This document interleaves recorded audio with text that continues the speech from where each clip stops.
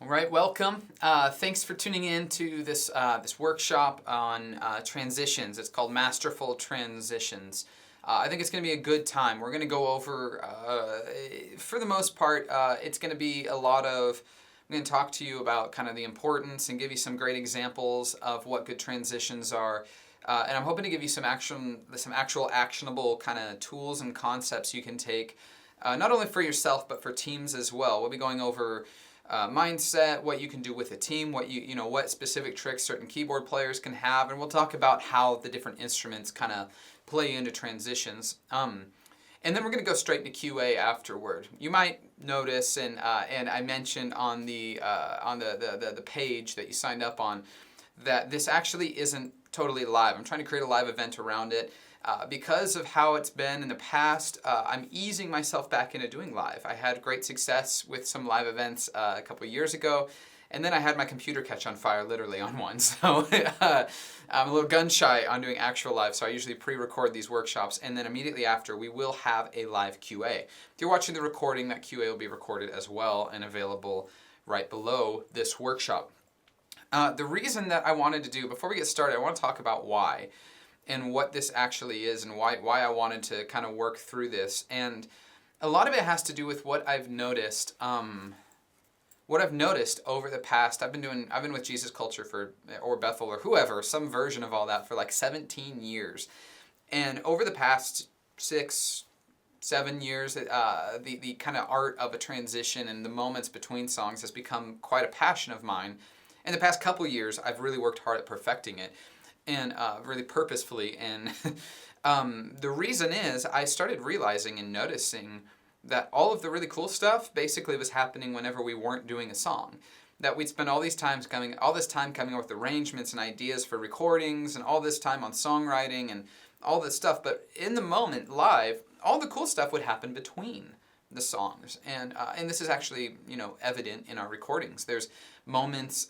If you remember the song "You Won't Relent," the moment "There's Nothing We Want More," that part was totally a moment that that came out of nowhere.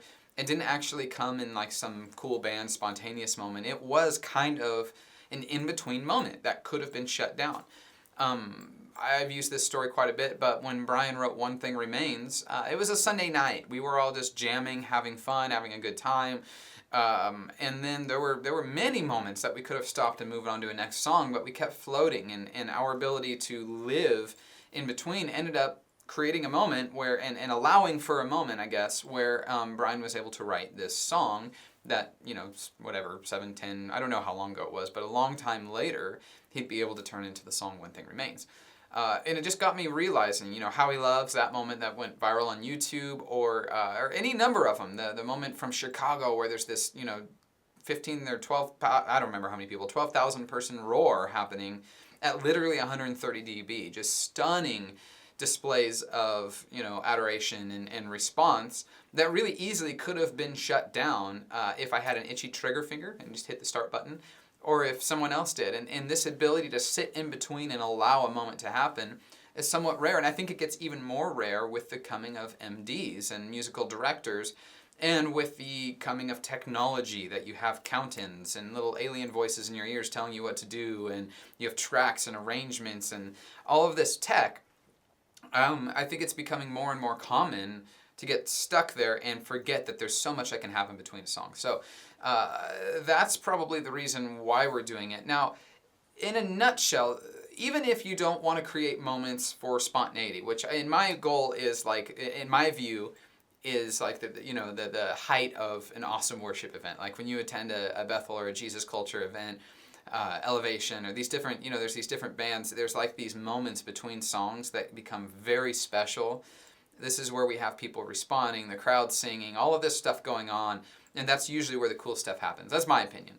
But even if you don't want to, the way you handle transitions is really important. I like to think of it like it's almost like the punctuation jokes you see on social media, or when people are correcting people with their punctuation. And I jotted down a few. It's the, here's one. I don't think I'm fun. Or, I don't think I'm fun. right? Like the sentence, the period, where you put the period changes dramatically. Or with commas, let's eat, Grandma. Let's eat, Grandma.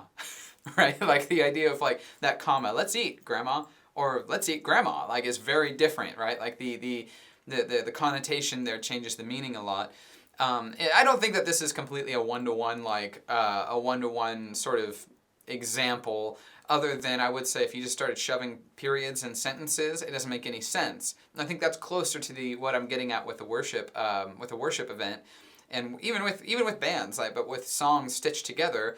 Instead of having this process and using the correct punctuation, the correct space, the correct whatever, we just shove periods at the end of songs and maybe put a little pad between it. But what we end up with is something weird. Like instead of, you have like the quick brown fox jumped, and or some people walk into church and all of a sudden someone just yells brown fox, and it's like, what the heck?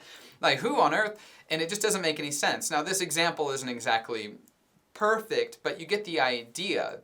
The power of transitions is that it gives you the ability to tell an entire story throughout the set from beginning to end, right? The power of transitions is that your 5-minute song isn't the end of the story. Your 5-minute song moves along to the next 5-minute song. And that process of what happens in between either gives an aha moment, extends to build into this other song or whatever. It lets you create a full flowing 30-minute set, 40-minute set, hour-long set, whatever you're doing at your church or your event. This process is magical, and there is something profound in your ability to pull that off and stand there. Now, again, this is kind of like, this is also that space. Sometimes the really cool stuff happens in the song, in the arrangement, and something really cool happens. Our drummer goes off on something or whatever. But in general, this also gives you the confidence and the space to allow new chapters of that story to be written that you didn't know were going to happen, or something exciting to happen. Happens in those moments between songs. Those 5 seconds turn to 30, turn to a minute, in a good way, not in an awkward way. So let me spell out kind of what I'm talking for. Give you an example. So let's take an idea of two different teams, two different bands, worship teams, whatever. Team A, they're both ending a song big, right? A big ending. Psh, and they need to get into the next song, which has an intro, a count-in, and maybe a guitar hook or something. Doesn't really matter. So Team A crashes big on the ending, and it's this big moment. And what ends up happening is the pad player is holding out the pad, or the keyboard player is holding out a pad at the end, and the drums start to diamond out, and the band looks around and gets a feel, and then nods to each other, and the drummer kind of counts in on the next click, and they start the progression again and are floating just a little bit. This isn't like at a 10 dynamic. This is just quiet. The drums are maybe ride, and that's it, keeping time on the ride. The bass is, just whole notes on those chords to hold down a foundation, and there's just swells and ambience happening. And, the crowd kind of responds and moves around, and the worship leader moves in and out of a moment, and the crowd responds. And over the course of the next just couple minutes, maybe 2 minutes, the crowd sings the chorus, the worship leader pulls them into a cool response, and then it starts to fade out, and basically the crowd is now kind of praying a little bit and chilling, and the band fades out, the pad's chilling there, fades out, and as the pad is fading out, the guitar player starts playing the next song. That's option 1.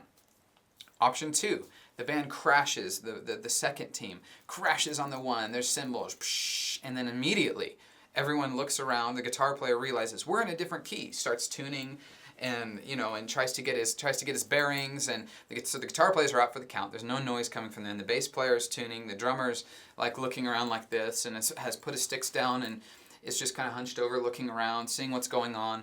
And the pad player sitting there holding that one and just sits there. The worship leader's tuning his or her guitar, and sitting, and there's not a whole lot happening. So the pad player says, okay, fades the pad out, and then looks down and says, oh no, the next song's starting with pad and a different key entirely. So the pad fades out, and then a different key just fades in, and essentially then he hits the click, and then the band comes in. That's usually what happens. And there's an entire other response, an organic thing that was possible.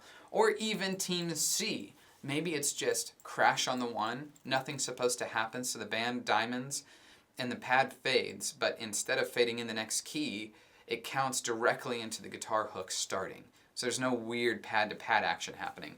The point is there's options that don't end up feeling like, wait, what's going on? Everyone's shuffling around. Because the problem is when everyone shuffles around and messes around, there's a disconnect that can happen with the crowd. Not every time, and this happens to the best of us, and sometimes it's the only real option. But when that happens, you're telling the crowd, oh, reset.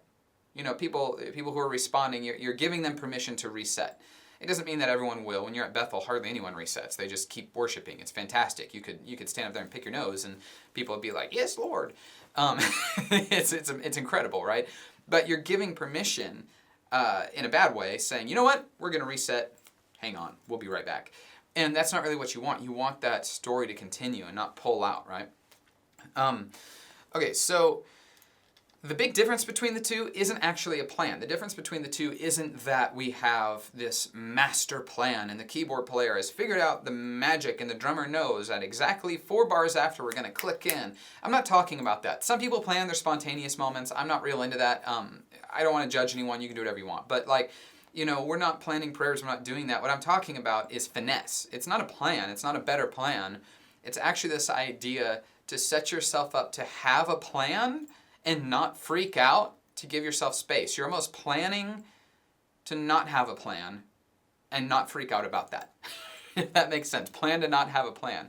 It doesn't really completely, you know, hone in into something concrete. I'm going to give you a lot of tools in this workshop and a lot of tricks and a lot of observations and problems we've solved that come from that 17 years of experience with Jesus culture and that in Bethel and this crowd and this culture of spontaneity and flow, and help you to be able to apply that to your world. And this underscores everything, right? This idea of having a plan without having a plan, the idea of looking and waiting for possibility underscores how you approach patches if you're a keyboard player, how you approach tracks, how the band approaches the arrangements, how you can all have ownership of this. There's all of this stuff that can go on. All right, we're just about to get into the real content. You know, I started with Jesus culture. I think it's important to talk about where this came from because it's going to give you a grid for why I think the way I do about certain things and where this came from. I learned a lot of this happenstance, right? Like, and a lot of the way this came about with Jesus culture with Bethel was just kind of whatever. We were the youth kind of ministry, I guess, at Bethel for years and years, and all of us played on the Sunday team as well. We were the same team for many, many, many years. Things were loose. This was back in the magical, if you're in the charismatic world, this is back in the time that they called the renewal. But it's the it was back in the time when there would be worship events and worship nights, just Sunday nights that it went for 3 hours. And the culture was to not stop worship unless it was the right time to stop worship. So there were songs that would go on for literally 20 minutes, sometimes 30 minutes. I feel like there were times we played 6-4-1-5, the Let It Rain progression, for an hour. Like, not exaggerating. And this underscores how we learned. I mean, there were times that we spent so much time on stage in this culture that it's absurd. There was a period of time where I was doing Wednesday nights at youth group, Friday night church, late Friday night prayer worship session that was literally nothing but worship and prayer for 2 to 3 hours, and then Sunday morning, Sunday night. 6 times, each at least an hour, on stage in an environment where we didn't really care how we ended songs. We never really thought about that. We actually didn't even plan that. And instead of having lots of awkward moments, what we had was lots of flow and really long songs. But this culture, we naturally found out how to flow between songs, how to not let there be silence, how to leave room, how to chill out, back off, and say, you know what? Whatever's happening is happening. Now, we started recording albums, right? And as this happened, naturally we kind of started getting tighter and tighter with each album. This is across Bethel and Jesus culture. Both bands would get tighter with more interesting arrangements from album to album to album to album. And this isn't, you know, a lot of people say, oh, you've obviously hired a Nashville producer or something like that. And that isn't the case. We had the same producer from day one, Jeremy, and he's the man. And now he works with a bunch of people from Nashville. But we just kind of, you know, it naturally is what would happen. It's the natural occurrence that you learn this stuff and, you know, learn to polish, and how to create, you know, more impactful choruses means that you're a little more polished, and there's a natural flow there. But what ended up happening is, over the course of time, we ran head first into the problem that I'm hoping I can help you solve, which is the idea of how do we do both? How do we have great arrangements and still keep that flow? Because it almost feels counterintuitive, right?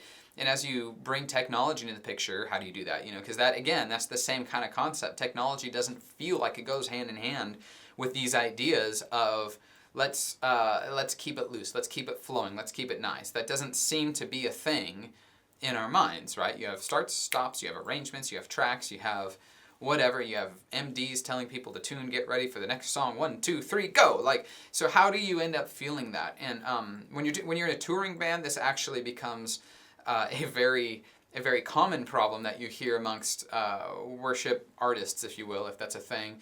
And that's, what's the difference between playing the hits and playing the songs that you're feeling for the night? Hits versus the anointing or something like that. This is way above my pay grade. Like, I talk to Kim, Chris, and Brian about that. Like, I ain't speaking to that. But you get the idea. There's this tension between being excellent and doing stuff with excellence and doing stuff that allows room to breathe. And so it's excellence and authenticity, right? Perfection versus authenticity. And that's a life skill, right? Like, I don't want to be a jerk, but I also don't want to be fake. That's something that's come up a lot in the last couple of years as well.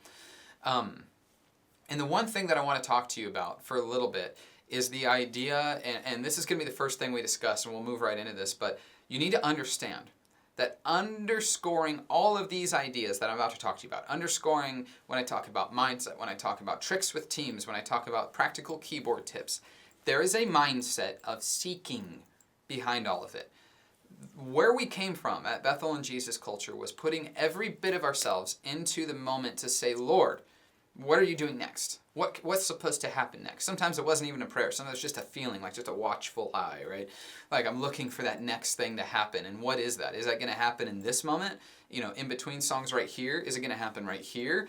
How exactly am I going to pull this kind of stuff off? And what's going on in the room? So everything was always a seeking mindset. The reason that it came naturally is we were excited. We were pulling the room with us because we wanted to see what was happening next. We wanted to know what the next cool thing was going to happen, whether it was the Lord moving or a feeling or a cool note or even just something cool happening. Sometimes it's just the band doing something awesome. There was so much excitement in seeking for what was next. That's underscored everything. And it should underscore what you're doing too.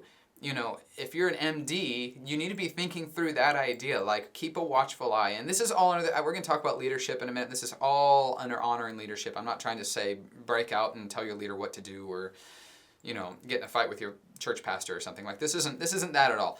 This is the idea of like, if your team so chooses, you need to go with this mindset of what's going to happen next and making yourself available for it. And all of this stuff works when that's the mentality underscoring it. If that's not the mentality underscoring it, it just gets a little bit weird and sounds like stupid tricks, right? Stupid that aren't actually, but when you put your mindset of seeking behind it, it becomes profound. It's a profound shift in how you approach something. All right, so the first main topic I want to talk about is the idea of your mindset and what it means to be completely ready for that and the kind of awareness we're talking about. I discussed it a little bit, but it's this, people, and to me, I just want to talk about the feeling and the awareness in this. I don't want to get into the spiritual. I'm not going to write any worship books about this. And, and no one's going to ask me to speak at a worship conference on this topic. Like, I don't want to get into the spiritual and biblical, whatever. And I don't want to completely dive off the other end either, where some people would say, you're just totally aware of the Holy Spirit, and other people who probably aren't as Christian would say you're totally mindful and in the moment, and there's a mindfulness and whatever. Like, I don't care. There's this thing, though, there's this skill of complete awareness, and a lot of us learn it, especially stage musicians of any kind, learn it in these moments that we have to deal with stage fright. I'm planning on doing a workshop later at some point in time around high performance and the idea of being able to deal with stage fright, being mentally prepared and spiritually prepared to be able to shoulder the responsibility of a stage and a performance. And we'll talk about that in a different event that's out, or in a different workshop that's outside the scope of this. But in a very basic sense, the ability, it's that it's the idea of what was that show, Lost? Any of you watched Lost? The first or second episode, I don't remember. It was like way early in the season when Jack was maybe sewing himself up or sewing Kate up or something. I know it was Jack and Kate. And he was talking about how the way he dealt with fear was he learned to give himself that 5 seconds of sheer terror and let it be there. And then after 5 seconds, you move on, period. And that's kind of been, it's interesting how well that actually describes that fear and how to deal with stage fright and performance anxiety and stuff, where you feel this like, you're like, oh my God, and there's terror. And for me, it's like, I feel that terror, I get my hands ready, I hit the start button, and as the count-in happens, it's like as soon as it's time to play, it's gone. Like, and you'd be shocked, like, we've played in front of tens of thousands of people, 30,000, 40,000, God TV, so streamed to however many, I don't even know what their numbers are, but you get the idea. Like, I've played in some really high pressure situations, and I deal with stage fright every time. We were just at Bethel with Jesus Culture with Chris the other week, and it was the first time that as Jesus Culture peeps we had really played at Bethel in a while. And I mean, I was super nervous. Like, that's it. And they're all songs I've played 1,000 times amongst family, but it's still, my nerves get the better of me. But there's this skill of being able to not care about much. And this is what we're talking about. In the moment, what it looks like is you get down to where the two notes you're playing on a pad and the bass note, like, actually feel that's all you're really there. That's all that's really happening. You're playing those two notes and you're just aware, like, what's going on right now. And all you're doing is heightening your awareness of what's happening. This is kind of like a spiritual skill and a whatever, but you're aware all the time. So when we end on a song, I immediately zero in and I have this mental clarity, and you have to learn how to do this. It's a skill, I think, that comes from stage fright and experience, and I have a few, you're getting a worksheet tomorrow, I think, and it'll have a few tricks that you can use to kind of get into that mode. But the idea is get to where you can be 100%. So we crash the song, and I go, man, okay, I'm holding the 6, the 4, and I'm listening, and I'm looking. I look at the worship leader, and you'll notice I do this a lot. I stare at the worship leader and try to get a feel. Are they feeling anything? I'm listening to the crowd through the crowd mics and trying to figure out, is the crowd moving as I'm moving through these chords? And okay, Jeffrey's tuning, and then I realize everyone's moved on to the next song. Okay, it's time to stop. Now it's time to stop. But it's this heightened awareness, and sometimes it's like I'm looking around. And again, this is because I have permission from leadership and worship leaders and stuff, but there have been times that I'll be doing that and we're playing and I'm looking around, I'm getting this real feel, and it's like, man, I think there's something special about to happen. Jeffrey's swelling, Josh is looking out at the crowd. You just get this sense, your whole team is aware and looking, and just there's this sense that there could be something going on.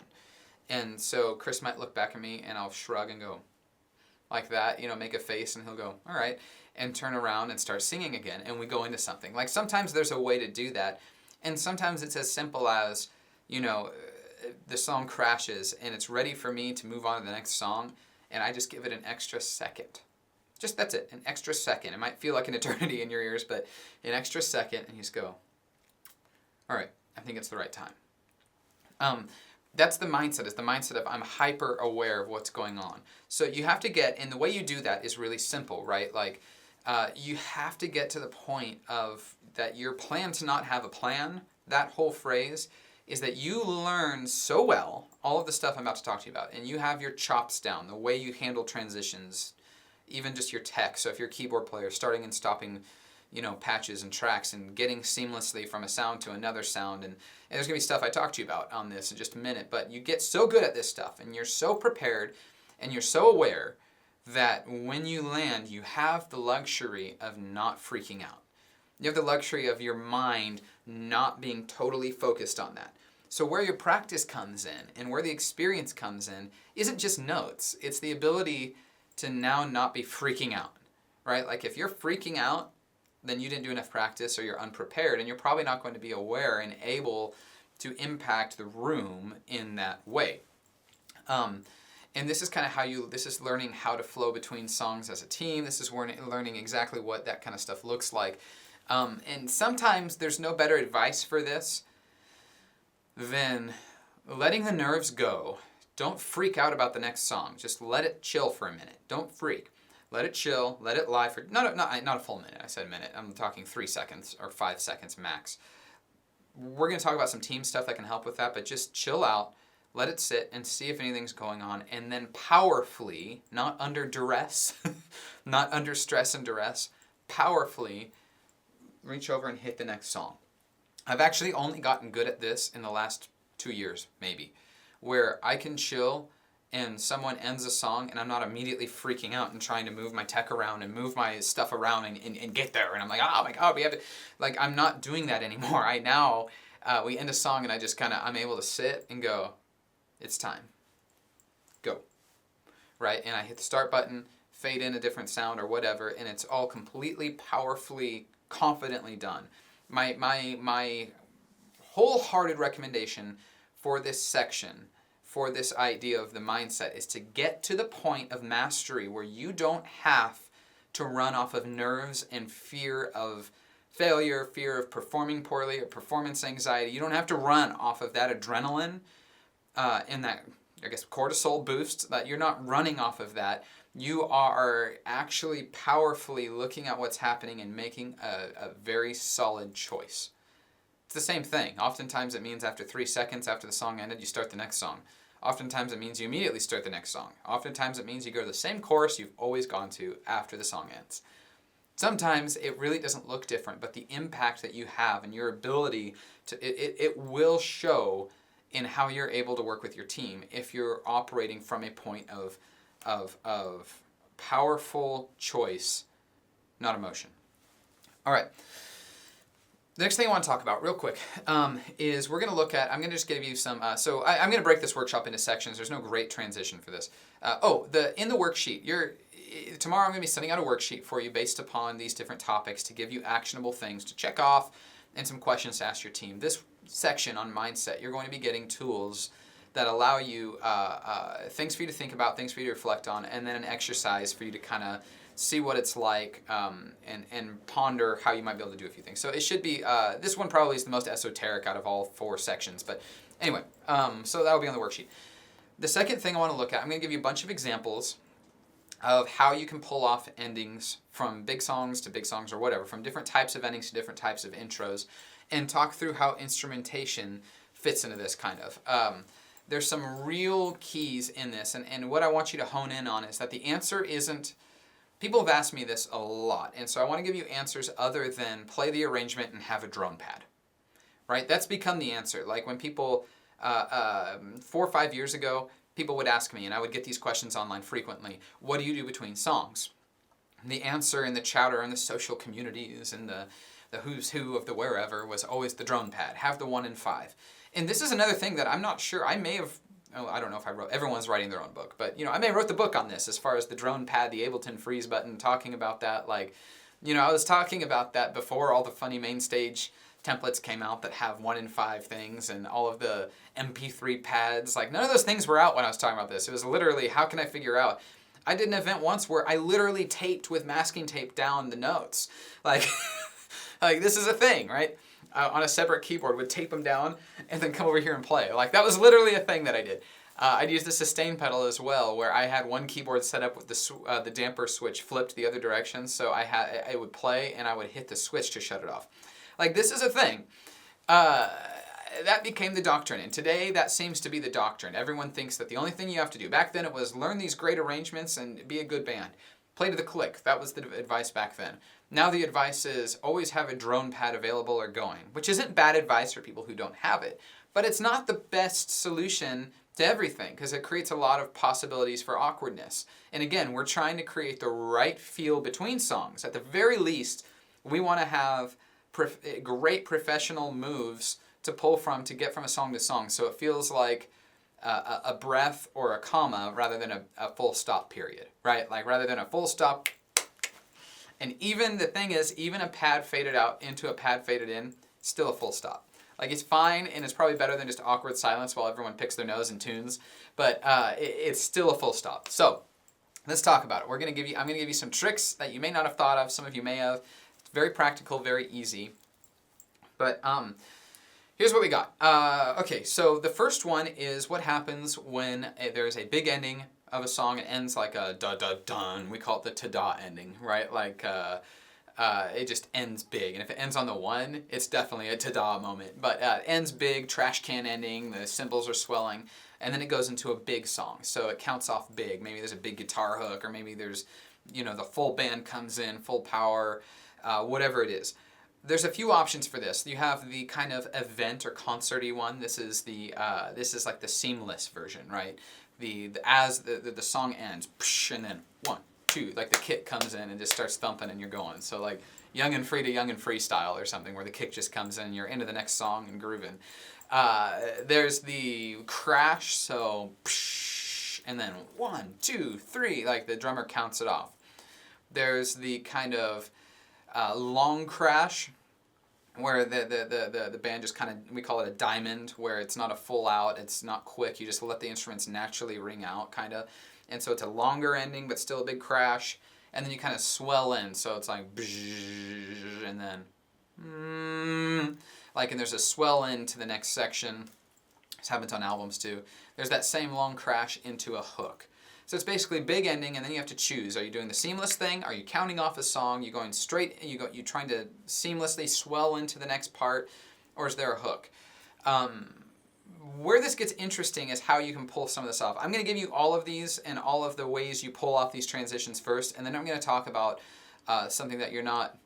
As this goes on, you're going to see what I mean. So the next kind of thing that happens, you have quiet endings on songs. And then you have to go into a big song. So this might be like Rooftops, the Jesus Culture tune we've done for years, where it always ends big, but then we go back into the song quiet, and the song almost always ends on, ba-da-da-da-da-da-da-da-da, really low, and just ends. And all of a sudden you're left with a pad or a guitar, and you have to get into a big song. And in many cases, this is pretty easy. You do whatever. You either filter out to where you stop, and so it's, and when I say filter out, real quick, I don't have my computer screen pulled up. You don't really need it, but you should be able to hear this. And you filter out, right? So for Rooftops, and if you end on the 1, ta-da, you filter out, and then it goes straight into something. Now the key is this. Here, we'll, let's switch gears for a minute. The key is this. Most keyboard players, tracks players, everyone, in this, and even MDs, even whatever, we get caught in this idea that the pad player is the transition guy. The pad player is the transition guy. The keyboard player's got it.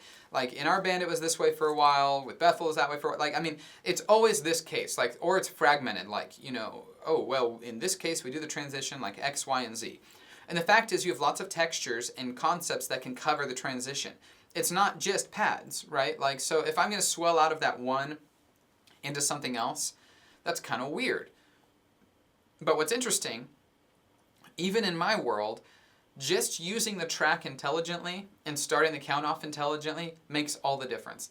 Let me show you what I'm talking about real quick, and you're going to get a close-up of my head again. But, so, when we're, you should be able to hear this, I hope. Yeah. Great. So when we're looking at this, like, let's say we end on the 1, right? Option 1 is to end and completely filter sweep it out, and then start the count off. 1, 2, 1, 2, 3, 4. Right? But that leaves a big silence, right? That's what we're trying to avoid to some degree. Like, is that the best option? This is something so subtle and so simple that so many people miss. You end on the 1. Okay. Now start the count off. 1, 2, 1, 2, 3, 4. Ba-na-na-na-na. Like guitar. That's my guitar impression. You can do that and essentially start off, even if there's a swell. So this is where it gets cool. So sometimes in our tracks we have swells, whether it's string swells, whether it's like weird noise swells where it goes. Miracles has a pad and a string swell. Like there's all sorts of things that sometimes happen.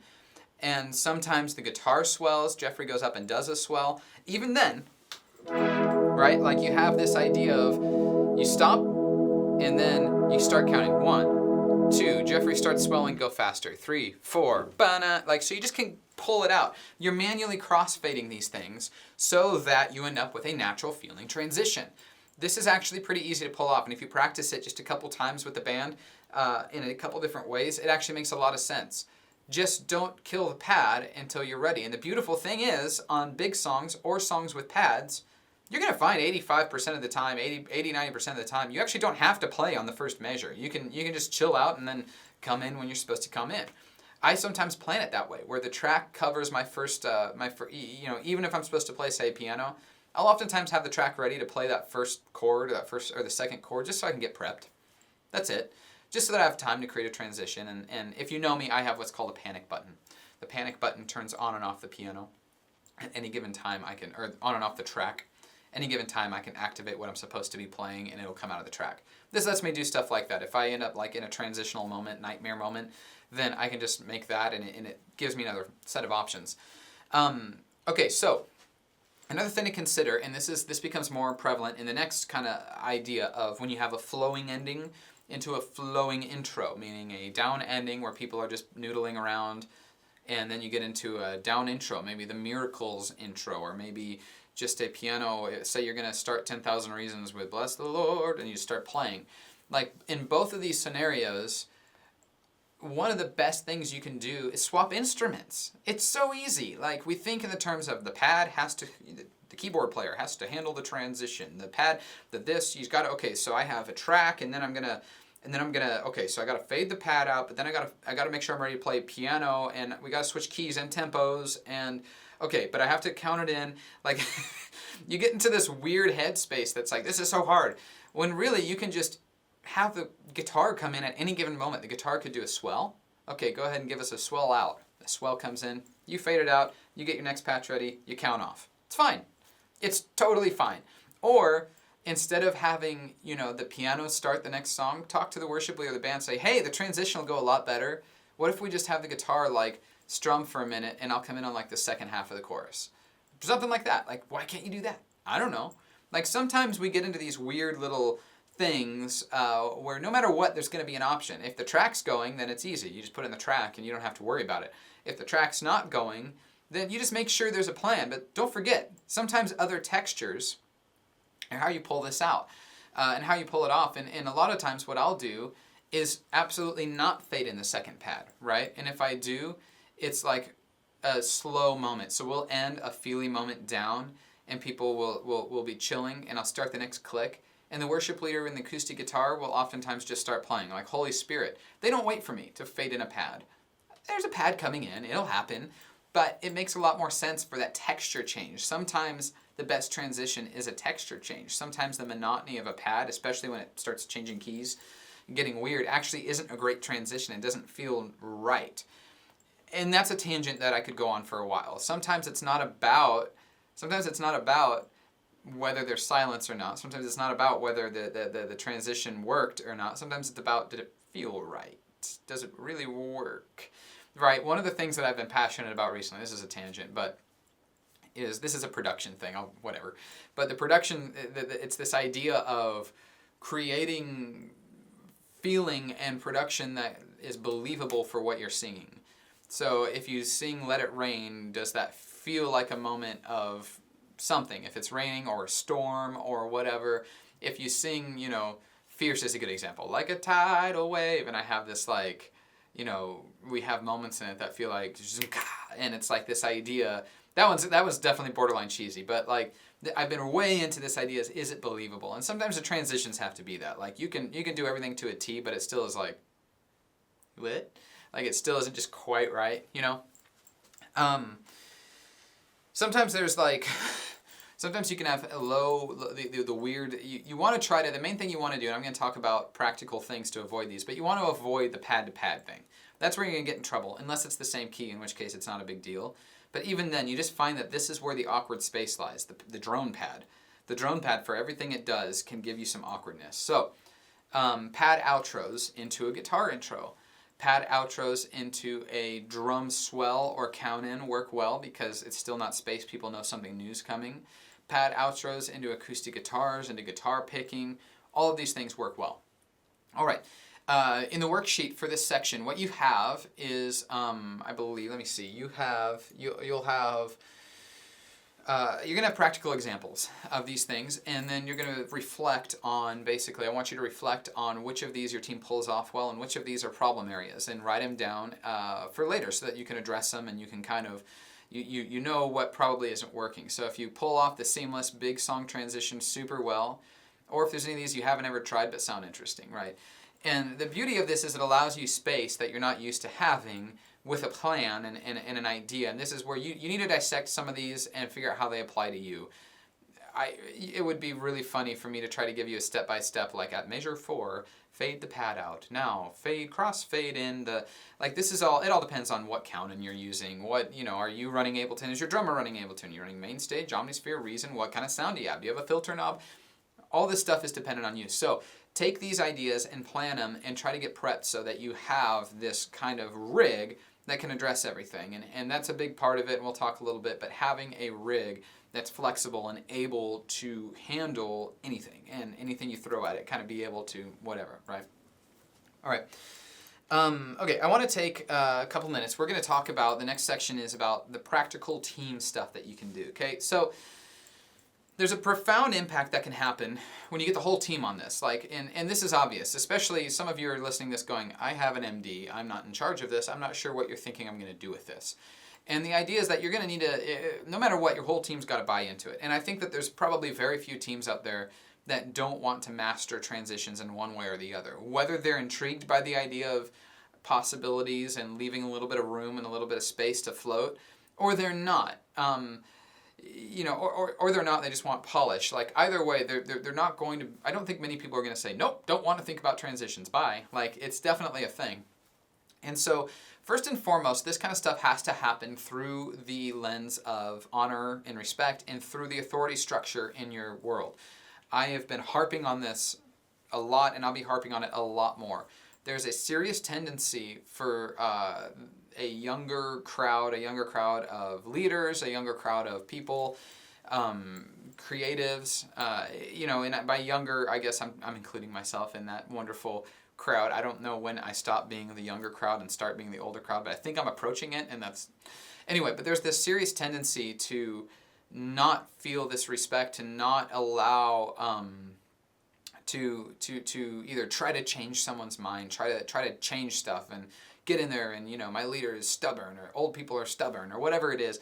And it has to go through, God sets up authority for a reason, and you have to go through this system. And so part of this, take personal responsibility in yourself to be a change maker in your team. And what I mean by that is not a cantankerous pain in the butt. What I mean is that go to your leader and ask a lot of questions, right? Go to your leader and say, hey, this is something that I'm kind of passionate about, and here's some spots I've seen some opportunity for growth. And have something of substance for them. And ask them, is this something that you would mind me spearheading, making a change with? Again, another thing is a lot of people like to throw it at their leader and say, go for it, bye. No, take personal responsibility. Don't shrug it off and say, look, I'm willing to try to make a change in this area and to work on this. What do you think? The leader says, sure, let's do it. You talk with them about what it looks like, whatever. That's going to be dependent upon your team and what you're going to do. The next thing you need to do is start becoming a change maker and a leader in your team. This becomes much harder. Asking your leader for permission, while it sounds a little bit scary to some of you, is not that difficult. The difficult part is when you have to figure out how with your peers, your friends, your family, your church family, how you end up affecting change in a group without being a jerk. And here's what I found. And again, I don't want to harp on this church, that church. I don't have anyone in my head right now.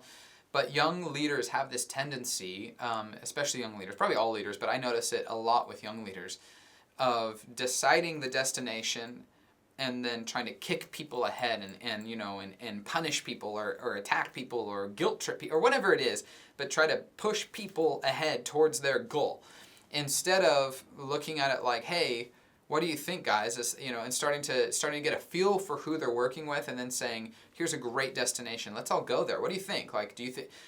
I actually think there's even on a side note, I think that there's room to try out the idea of finding out where people want to go before you actually know your destination.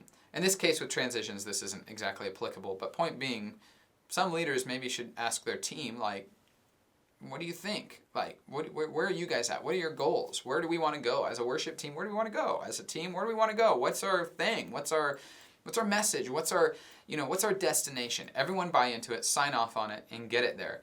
And when it's a discussion, people are going to buy into your ideas as well as you buy into their ideas. And there's a sense of excitement. You can assign responsibilities. And this is a much better way of leading than, hey, you do that, go, now. So when you go to your band, when you go to your team, and you're going to talk to them about it, talk to them about this kind of stuff. Ask the kinds of questions like, hey, where do you think this is an issue? Like, I'd really like to start working on this, and I feel like, I feel like our transitions suck, or I feel like we're really not good at this. Would you like to work on this? And see what people say, and see what their responses are. And when you get an open invitation, you can ask questions like, hey, where do you think we fall flat? Where do you think our transitions are really, really weak? What are our biggest, what as a team do you think are our biggest weaknesses in getting from song to song? And when were our biggest successes? What's the most embarrassing moment we've dealt with? You can get a feel and then start asking questions and saying, what do you think about working on that? And just taking a little bit of time to address it. It's going to be a big deal.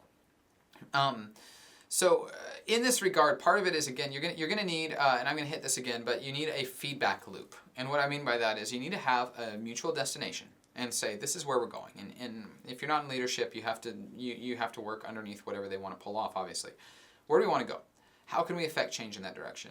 And then you have to have a feedback loop where at the end, after you've tried whatever, so you have goals, you set up thoughts and plans, and you're gonna try stuff, and then you reflect. And you have to have a period of reflection, and you have to have a period of debriefing. I think that on a side note, just talking to your worship team about this stuff afterward is a big deal. Set up a debrief.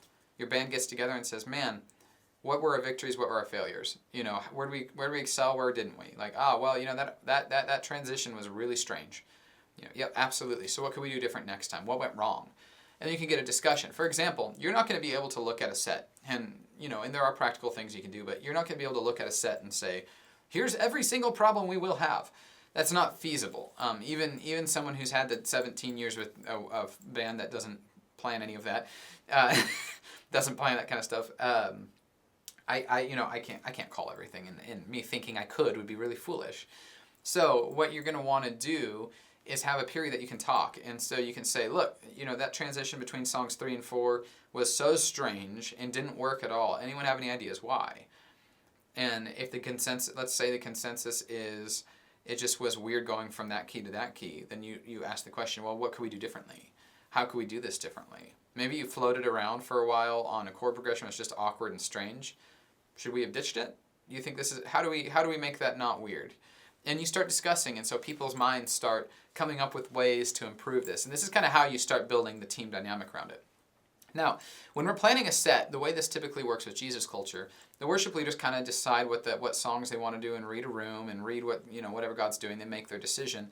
And we start putting it together and planning the songs and looking at it. And what I'll do is I'll just look and get a feel for, and I think this is important, get a feel for, and I take responsibility over transitions first and foremost, and then Josh the drummer, and then I'll talk to the other band members specifically if I need them to have extra care. So I'll look and say, okay, look, we're ending the song fierce and we're going straight into the song whatever. Okay, there could be a problem here. The guitar player needs to change capos and tune. Let's talk to him about it.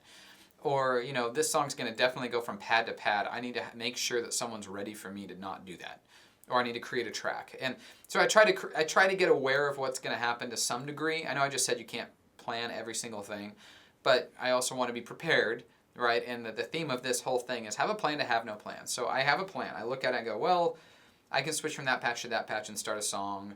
Okay, that's kind of what it looks like on my interface. I can switch it from this to this, and I need to turn that knob. Okay, here Jeffrey's going to, okay, no problem. I'm going to talk to Jeffrey, make sure he's set here. Good to go. And so at the end of it, it doesn't mean we're going to do that, and probably we never do, but I have a set something that I'm not caught with my pants down, like, what am I doing? And that's so common amongst teams. And then what you do is you want to go through and get the band on the same page of how to handle these transitions. So one thing, and here's some practical tips. Take these are big, these are so obvious, but man, no one does them. No one does them.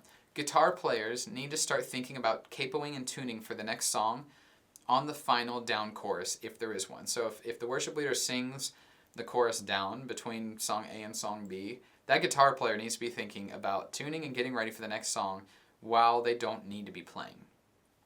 Could just be the last time through it or something. Likewise, and this kind of goes the same with drums, right? Like if there's any kind of tuning that needs to happen, do it when you have your hands free. Don't do it when you're needing your hands to count off. A big one, and I can't stress this enough, bass players and keyboard players do this all the time, and it's like a huge topic. People ask me all the time. I mean, almost every day I get an email about how do you and the bass player how do you and Brandon sync up on notes on the left hand? My answer is very shocking to people. I oftentimes say I don't. I let him do it. And what I mean by that is we get to down moments, and I'm looking at him. I'm like looking at him, and he ends up taking over the low end and holding down that root note, so I can play with one hand. What ends up happening is now I have my hands free to move faders, plan songs, get things ready, mess with the click, like, because sometimes I end up having to like get the tempo changed ahead of time or something, or bring the click in quickly, and so I'll get stuff ready if I need to prep, and I'll be prepared. And because I don't have to play the root note, I end up having hands to be ready for the next section of the next song, whatever that is. That's a huge one. I can't tell you how simple that is and how big that can be for people to not have a plan, to have a plan and not have a plan. If the two of you can cover the down transition moments really simply and subtly, then it makes it really easy to get between song to song, right? That's a kind of a no-brainer, I suppose. Another one, guitar players would be really, if they're not tuning or if the tuning's different, you know, this kind of goes at odds, one or the other.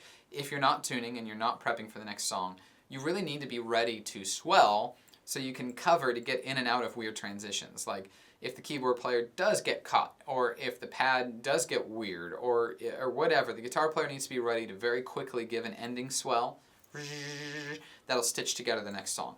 Sometimes that's necessary, sometimes it's not, but having people on the same page and ready.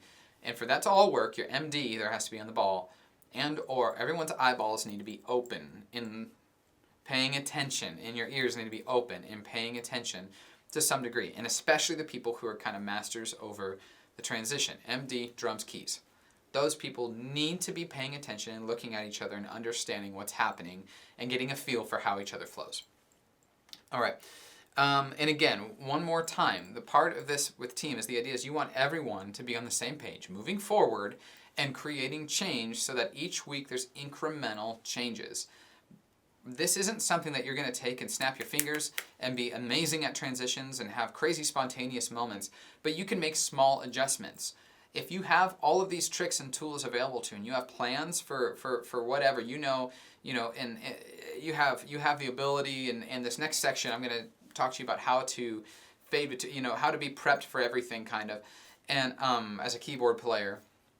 And if you have all these things set and ready, then it's easy to talk to your worship leader about having, or your worship leader, if you are a worship leader, it's very easy then and safe to try out something like, let's sing the down chorus. Okay, let's leave a little bit of space. What could possibly happen? And if everyone's mindset is to be 2 steps, 3 steps ahead, then it's not a big deal. And and it's not a big deal. And I think that's a big point, is to make sure if everyone is a couple steps ahead, and no one's, you're in 2 places. I said you're in 1, you're in the moment. You're in the moment and you're a step ahead. That's it. You're in the moment and you're prepared for whatever comes like that. It's a little bit of an oxymoron, I guess. It's a little bit of a paradox. All right, the worksheet in this section has for you tricks and tools and questions you can talk to your team about, and ways that you can move your team forward, and little things you can try to make incremental changes and be a change maker in your team. You can fill out their answers and get a grid for where you're at, and then maybe I haven't decided whether to keep the Facebook group open or not, but maybe we'll keep it open for a little bit for you to chat with people about potential problems with this. Okay. The next section, we're going to get into practical keys, tips, and tricks on this. And this is very simple stuff. This is stuff that doesn't, this is stuff that is, is practical. And some of you are going to go, oh, it's that easy? And it really is, but I want to talk to you about what it looks like for me and how I pull off these things, and some really subtle tricks, I guess. So, what you're going to have here, your 3 main tricks for transitions and your 3 main tricks for getting in and out of things is going to be, so you have the intro sound, whatever the next song starts on. That's if you play piano, if you play an arpeggiated synth or something, like it might start on a thing you play. And then you have filters that you can sweep out, right? And I've showed you that. So if you're playing a pad,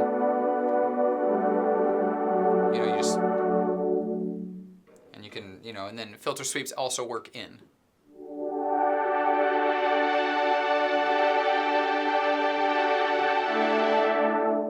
You have volume, I would call them fades, volume fades, where you can fade in the volume. And then you have tracks that also work, where your tracks can work with your transition. The trick is to have all of those things ready and have faders and buttons and knobs ready to be able to do all sorts of fancy footwork.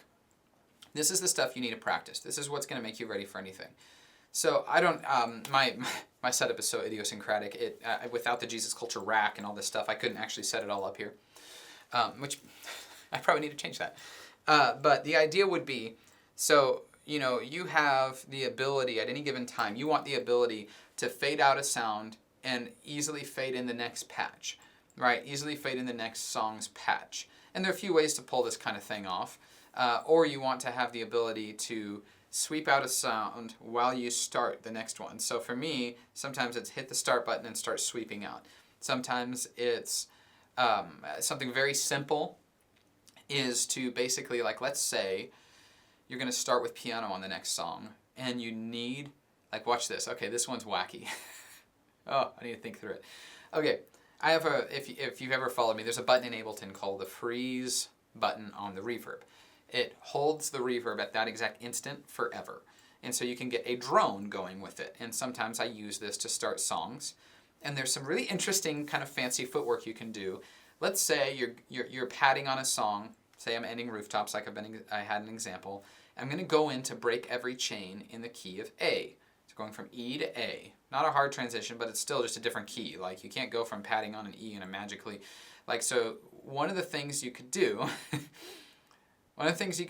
is when you get to the A, you could very quickly let off of the low end, freeze the reverb, and turn the reverb all the way down. Now your reverb is set to A, but you're still, and then you go back, and this is all in an instant, just, right, very fast. The trail doesn't even, you know, your trail is probably still going in the house.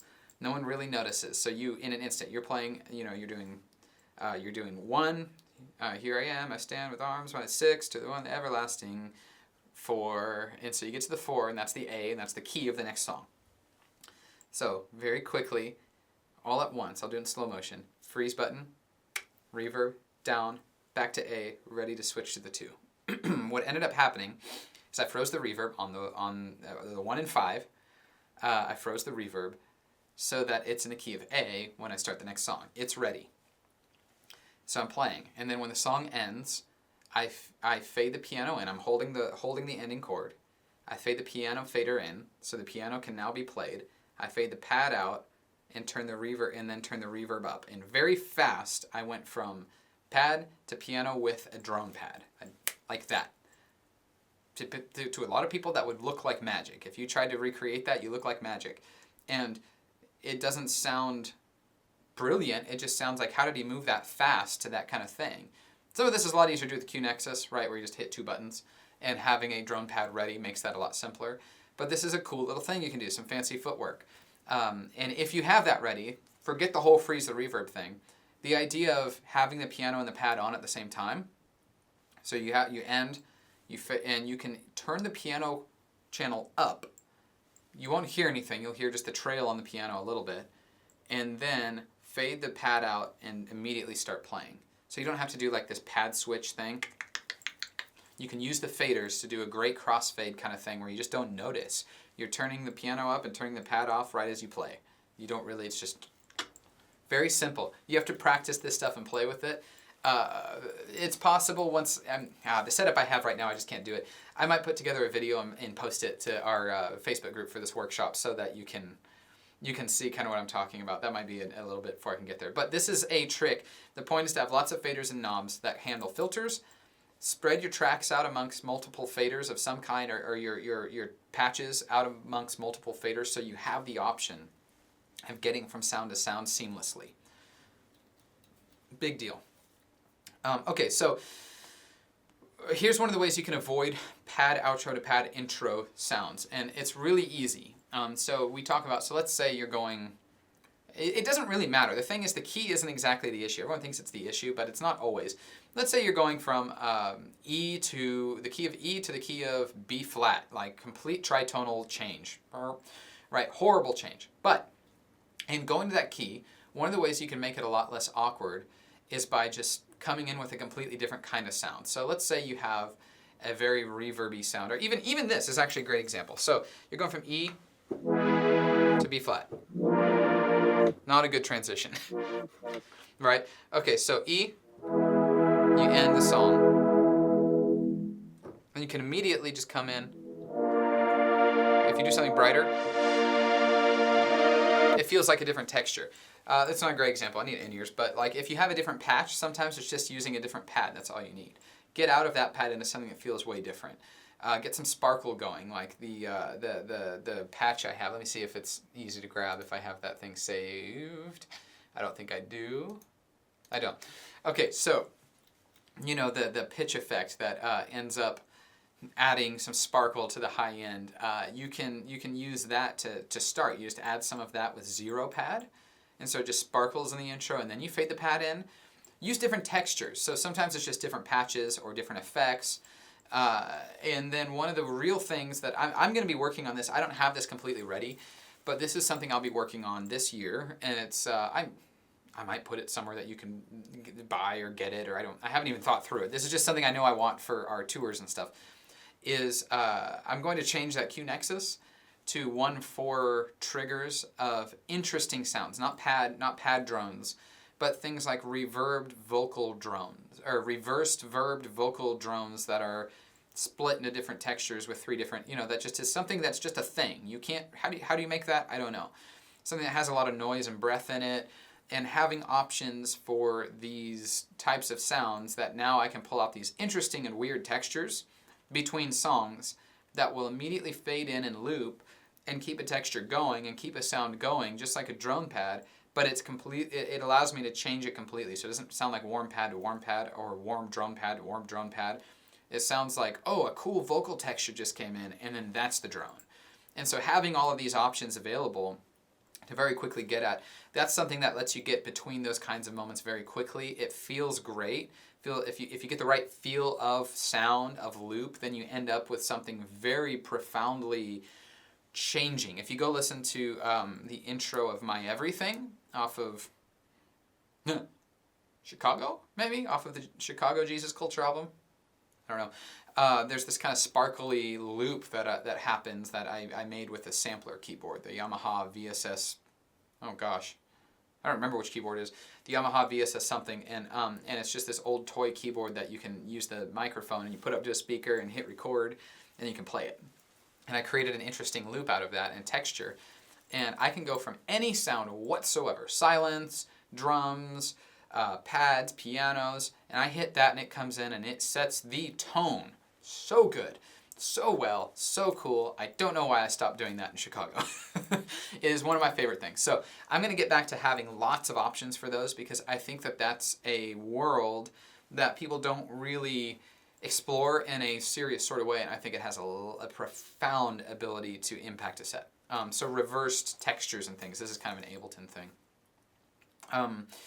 Another way to avoid pad outro and pad intro, I did this at this last recording. We had, I wasn't positive I'd be able to play a part perfectly and get to the next part and transition and be ready.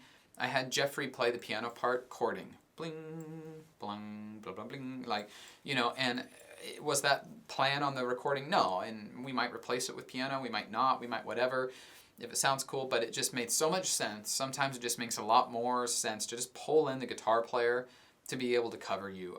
So playing with the band around creating parts that get you free to plan that transition, right? And so a lot of this becomes that you have to start thinking like a troubleshooter and finding particular problems, pad to pad, switching patches 1,000 times. I have to get into this patch and this patch and this patch and move and change the tempo and do this. Like getting to where all of those transitions, if it's crazy amounts of footwork and finger work, like you end up being able to pull it off with the help of your team. Nothing wrong with that. Okay, so in a very practical sense, I like to say you want to think 3 steps ahead so that you're prepared for anything, right? And you want to be 3 steps ahead. And this is all, I know that this is all paradox. I said earlier, be in the moment and be aware of what's going on in this. But the deal is this, you want to put 90% of you're so practiced that you want to put 90% of your awareness into right now and what's happening, and 10% of your awareness into like what's going to happen and how can I be prepared for it quickly, and just have that kind of there, like I can do this, this, this, this. Okay, I can do this, this, this, this, this. All right, like you want to do that kind of thing and be just totally ready. In order to do that, throughout the song, you're going to need to be kind of checking some stuff out. There's some ways to be 3 steps ahead. Meaning when the worship leader wants to do X, Y, or Z, it's you were ready for X, Y, and Z, and actually also A, B, and C, and whatever else. Like it didn't, you were prepared and you had thought through that. You were ready for an a cappella moment, a fast song, a slow song. You were ready to start 5 different, like you were ready. So what I do, when we go through the beginning, the intro, the verse, I check the next song and think about the ending real quick. I really do. And I do. I play for a second, then I look and go, and you'll see me all the time. If you watch cameras when we're playing, I'll be playing, I'll go, all right, and I'm ready. And so I just remind myself, like when this song ends, I need to make sure to get to this other patch quickly. Right, so for example, if I want to swell into and jive into something, I need to make sure that my piano patch is ready to go, filter swept out, or whatever it is, like, you know, have one thing perfectly ready so that I can very quickly get to it. This happened a lot on tour. We kept playing the song King of My Heart after a song that was very hard for me to get out of. And so I always was looking and reminding myself, you need to have, at the end of the song, you need to activate the piano and turn it while it's off. And you need to have it ready to go, and you need to have this other sound ready to go. So I actually was layering 3 sounds throughout the whole song and using faders to move around them and blend them and do different things. And I just had to remember and go, okay, this is where I need to be at the beginning of the next song or we're toast. Right? And so I just have to get that in my head so I know before the song starts that that's where I need to be. And so I just remind myself real quick. I check the next section that's coming immediately. Every once in a while, I want to be aware of it. I want to know.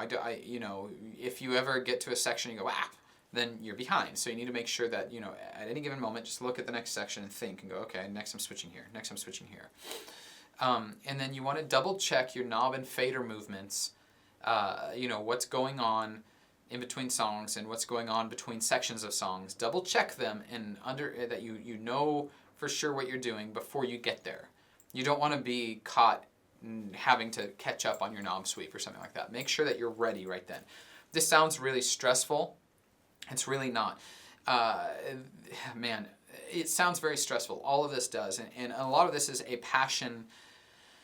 And what I want to talk about, I guess, and a lot of it is the way you actually juggle this stuff and juggle patches and flow and tracks and everything, is that you need to make it all second nature. And the best advice I can give for you is to develop an itch, and develop this itch for mastery. This thing of like, could I have done that a little better? Maybe. Could I have done that a little better? Sure. And it sounds stressful, right? Like the people who are high performers and run around and, you know, whatever, start businesses and create ministries and have all these ideas and they're consistently improving, it can feel very stressful, right? And it can feel like you're constantly having to next. And I get that. And I am that type of personality, that kind of type A personality. And it really is like, there is a dynamic. It can be stressful, but it can be totally peaceful and second nature. Like you can just be like, yeah, yep, that's what I needed. Okay. Like, and I do get there where it's like, you know, I immediately recognize, accept, and move on and have a plan for the next time. I'll make a note of it or something and know what's going on next time. You need to develop this itch of like, was that great? No. Because a lot of the times when people ask me, how do you know when something's awesome? How do you know when something, you know, how do you know when a transition felt good? How do you know when a moment felt good? How do you know what parts to play? There's this internal thing that happens. You just know, like, is there something that I could do to improve it? If the answer is yes, then you should probably improve it. If it's not feasible right now, fine. But, you know, there's this acknowledgement of your weaknesses this acceptance of your weaknesses so that you can then address them without emotion. Very cool, very good, and a very good way, and again, key is without emotion, and a very good way to have consistent growth in yourself and your team. Okay, so again, the 2 scenarios. You want to make it second nature. And I wrote these down. Scenario 1, the track has a simple pad on the second half of a count-in. As my pad fades out, I quickly switch to my desired patch as the track swells in and I'm ready to go. So, fade pad out, 1, 2. And I fade out faster, 1, 2, 3, 4, piano. That's actually doable. and it wasn't awkward because the other one swelled in and kind of cross-swelled over it. If the keys aren't complementary, then you just get out of it quicker. But regardless, that kind of thing works very well. Scenario 2, the song ends, the pad fades out. I look at my notes. I check the key. I go, all right. I fade the new pad in. Oh, crap. I switch my patch now because I have to start something, and then I hit start, and then the band counts in, and then we go. That one's kind of a bummer. All right, that one's that awkward tension. So there's this space between songs. Okay, now what the worksheet has for you for this section is basically you're going to be asked questions, and you're going to be able to identify and write down. I'm going to ask you to look at and find out what things you can change in your setup. Do you need drone pads? Do you need different faders, knobs? What can you do to make it to where you have more control over a seamless transition and more options available to you so that you can utilize the tracks? You can utilize patch changes. And this works even if you're not running the tracks. If the drummer's running the tracks, you just coordinate and work it out. If that thing's swelling in, okay, great. Use that to your advantage, right? Use that swell to your advantage. Take into consideration everything for the transition. And then the other kinds of questions you're going to have in the worksheet are basically like, what kinds of issues do you need to address? Like, okay, I don't have a good, and be specific. I don't have a good way of every time I get out of patch X and I have to go to patch 5, then I end up with this awkward silence, and it's just really weird, and I oftentimes screw it up because I have to turn 5 knobs and 50 things to get it to the right spot. Right? Like, identify it and then create a quick plan for how to test addressing it the next week. Okay, so before we end and before I give you kind of your the outro, I want to talk real quick on what it looks like to create moments between songs. This is something like, I can't speak into your worship team and say, now, go, be spontaneous, right? Like your leader, your pastor, the way you flow, your direction for the service. There's so many more cogs in play. But if you're interested in trying this stuff out and you want to potentially, make room for this, then what you need to do is start planning, and maybe watch this section of the video with your worship leader or something. But what we do is start planning to try little bits. You don't have to dive headfirst in. I don't ever completely, well, I do recommend that in some cases, but in this case, don't. Don't dive headfirst. Don't put yourself in an impossible situation. So if you're not used to like refraining on a chorus at the end of a song, start there. And if you're not used to refraining on a down chorus after the song ends, going back into it, this is a lot of when Jesus Culture or Bethel or whoever does stuff. A lot of it is the 5-minute song ends, da da da da, psh, and then we fade in and go back into a chorus. So Rooftops is the perfect example, right? Like, the everlasting God, crash, here I am, and we just go back into it. It's really oftentimes that simple. That's just a planned moment, a planned spontaneous thing that we're gonna do. And I just said planned spontaneous, and what I mean, this is where, again, plan to not have a plan. Our plan is, at that point in time, we're not gonna have a plan. And just create checks and balances. Create one moment that you plan on doing a thing. Okay, we're gonna try to just jam on that chorus. Everyone loop the chorus in clear communication. Everyone loop the chorus chords. Flow. Try to build as it makes sense. Follow me, I'll nod at you, look at me, and let's see if we get anywhere. And then just talk about it afterward, and then try it again, and then try it again. If you have a worship night or a prayer night, this is a great place to implement that, and you might, just for the sake of trying it, create a worship night, right? And this is a great way to do that when people aren't really expecting a service per se. But the main thing is you have to get in there and create moments where you try. Even something as simple as, hey, talk to the keyboard and the MD. Like the leader says, hey, grabs the keyboard player, the MD guy, maybe they're the same person, says, hey, okay, here's the deal. I want to really try to create a moment after the song, or to allow for a moment between songs. So we're going to try, after these 2 songs, hold out the one for a little bit longer, and I'll see. And if I go into the song, just follow me. That's almost all you need. And you just get that set up, and you get this system set up where people just follow and flow. Dabble a little bit. See how it goes. Don't dive in. Don't try to convince your worship pastor or your pastor at your church to change the whole format. That's a horrible plan. What you want to do is say, hey, I'd like to dabble with a few things. What do you think? And if the worship leader wants to dabble, sick. Here's how you do it. Just small, bite-sized moments. Small, just hold on the one. Just go back into the chorus low. Go back into the bridge low. something really super simple and super subtle, and everyone take a chill pill and just see what happens. Be simultaneously totally ready to hit the next song like that, and totally ready to enjoy whatever is happening in the room right then. All right, so okay, that's it. That's basically my soapbox on transitions. Now, okay, your tasks, no matter who you are, if you're a musician who's not a keyboard player or a worship leader or whatever, what you need to do now is you need to first off, you need to open up the communication. You need to get it to where there's a dialogue happening about this stuff and allow for a feedback loop so that you guys have a system of change. If you take nothing else away from this workshop other than to implement that, then I don't know how your transitions will turn out, but you'll be an amazing team.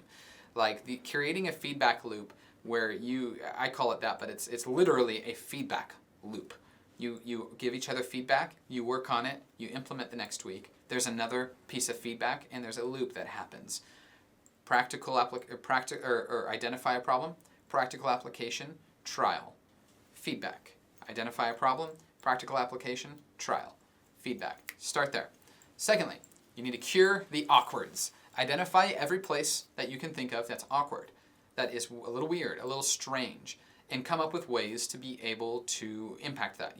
Come up with ways to be able to change that.